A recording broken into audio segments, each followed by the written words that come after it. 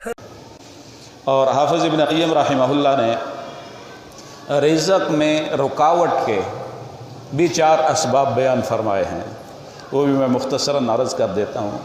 فرماتے ہیں اربعۃ تمنع الرزق، 4 سبب ایسے ہیں جو انسان کے رزق میں رکاوٹ ڈالتے ہیں، اس کو روک لیتے ہیں۔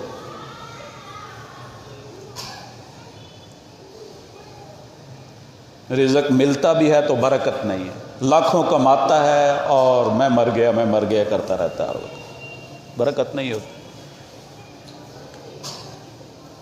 اور جن کو شکر اور صبر کی توفیق اللہ دیتا ہے وہ 4 اسباب اختیار کرتے ہیں جو پہلے میں نے بیان کیے، وہ تھوڑی کمائی پر بھی خوش رہتے ہیں، ان کی زندگی خوشی کے ساتھ خوشحالی کے ساتھ گزرتی ہے۔ تو حافظ ابن قیم رحمہ اللہ فرماتے ہیں کہ رزق کو روکنے کے منع کرنے کے بھی 4 اسباب ہیں۔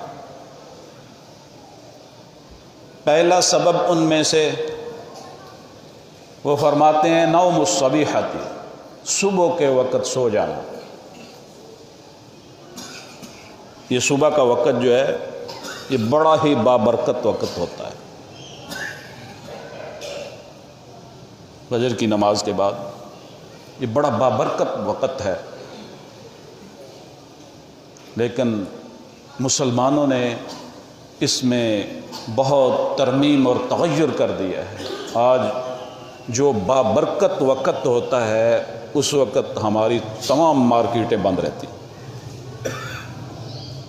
مارکیٹیں 11 بجے کھلیں گی، جا کر 12 بجے کھلیں گی، 1 بجے 2 بجے اپنے اپنے حساب سے۔ وہ سارا صبح کا جو مبارک وقت ہے ہم خود ضائع کر دیتے ہیں۔ یہ صبح کا وقت جو ہے اس کے بارے میں جناب رسول اللہ صلی اللہ علیہ وسلم نے دعا فرمائی ہے، اور خاص اپنی امت کے لیے فرمائی ہے۔ ترمذی شریف میں موجود ہے، حضور نبی اکرم صلی اللہ علیہ وسلم کی امت کے حق میں یہ دعا، اللہم بارک لامتی فی بکورہا، اے اللہ میری امت کے لیے اس کے صبح کے وقت میں برکت عطا فرما۔ صبح کے وقت جو تجارت کرتے ہیں، جو کام کرتے ہیں، اس میں حضور نبی اکرم صلی اللہ علیہ وسلم کی دعا شامل ہوتی ہے ساتھ، اور جہاں آپ کی دعا شامل ہو اس میں کتنی برکت ہو سکتی ہے اس کا کوئی آدمی اندازہ نہیں لگا سکتا، لیکن ہم خود اس برکت کو سے محروم ہیں۔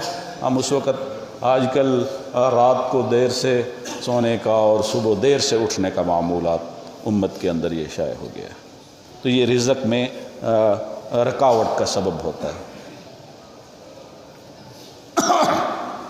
اور دوسرا سبب رزق میں رکاوٹ کا حافظ ابن قیم رحمہ اللہ فرماتے ہیں وقلۃ الصلاۃ،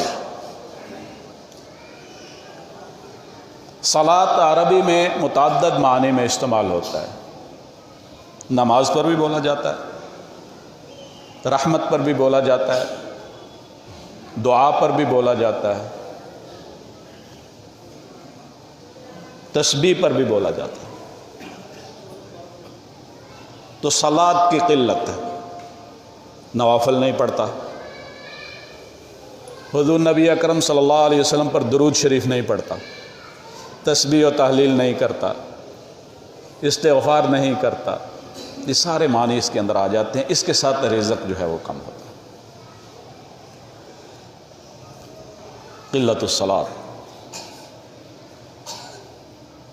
رحمت خدا سے طلب نہیں کرتا، رزق میں کمی ہوتی ہے، تنگی ہوتی ہے، رک جاتا ہے۔ اور تیسرا سبب حافظ ابن قیم رحمہ اللہ یہ فرماتے ہیں والکسل، سستی۔ تو میں نے پہلے بتایا کہ انسانوں کے لیے چستی چاہیے، اس کے لیے کوشش کرنی ہے رزق کو طلب کرنے کے لیے۔ اگر اس کے اندر سستی ہوگی، بیٹھا ہے مارکیٹ میں نہیں جاتا، منڈی میں نہیں جاتا، اپنی ملازمت میں نہیں جاتا، اور جو ڈیوٹی ہے اس کو پورا نہیں کرتا ہے، سستی ہے۔ حضور نبی اکرم صلی اللہ علیہ وسلم نے سستی سے پناہ مانگی ہے اللہ کی۔ آپ نے امت کو یہ دعا سکھلائی ہے، خود مانگی ہے، اللہم انی اعوذ بک من الکسل والعجز والجبن والبخل۔ اے اللہ میں تیری پناہ میں آتا ہوں سستی سے، بزدلی سے، عاجزی سے۔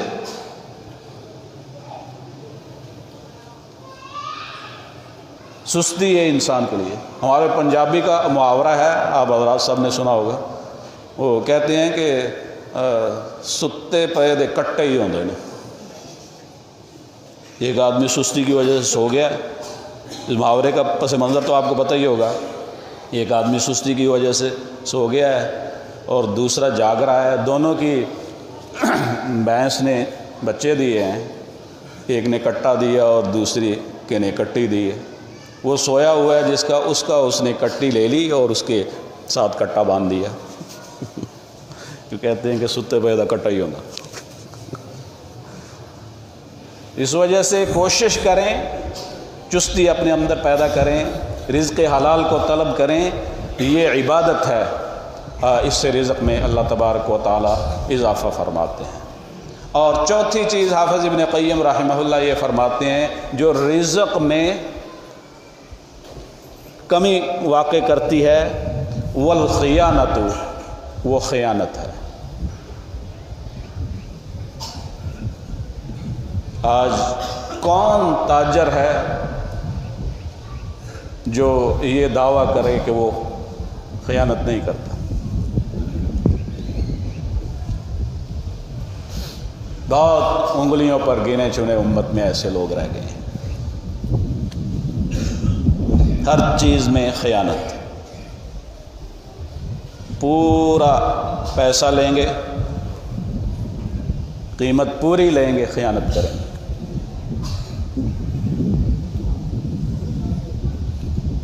پوری قیمت لیں گے، چیز 2 نمبر دیں گے۔ پوری قیمت لیں گے، دوائی 2 نمبر دیں گے۔ پوری قیمت دیں گے، کپڑا 2 نمبر دیں گے، برتن 2 نمبر دیں گے۔ تو ہم خود اپنے رزق کے اندر، تو جو آدمی دوسرے کے ساتھ خیانت کر کے ناجائز، وہی حلال رزق اگر یہ کماتا تو اس کے لیے برکت ہوتی، جائز نفع رکھتا، رزق میں اضافہ ہوتا۔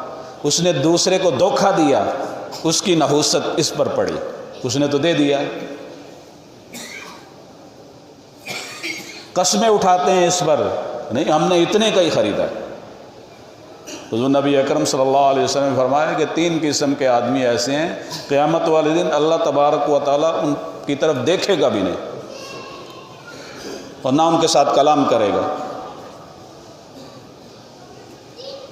ان میں سے ایک منان ہے، احسان جتلانے والا، دوسرا یہ شلوار اور تہبند پتلون یہ ٹخنوں سے نیچے لٹکانے والا، اور تیسرا میرے موضوع سے متعلق ہے، وہ جناب رسول اللہ صلی اللہ علیہ وسلم فرمایا، وہ تاجر جو اپنے سودے کو جھوٹی قسم اٹھا کر جو ہے فروخت کرتا ہے۔ ایک مسلمان تو اس پر اعتماد کرے گا، وہ خدا کی قسم اٹھا رہا ہے کہ مجھے اتنے کا ہی خریدا ہے اور اتنے کا ہی، وہ تو اعتماد کر کے خریدے گا۔ اس کے ساتھ خیانت ہوئی اور اس کے ساتھ رزق کے اندر کبھی اضافہ نہیں ہو سکتا۔ اللہ تبارک و تعالی ہم سب کو ان باتوں پر عمل کرنے کی توفیق نصیب فرمائے، رزق کے بڑھانے کے اسباب اختیار کرنے کی توفیق نصیب فرمائے، اور رزق میں رکاوٹ سے جو اسباب بنتے ہیں ان سے بچنے کی توفیق نصیب فرمائے۔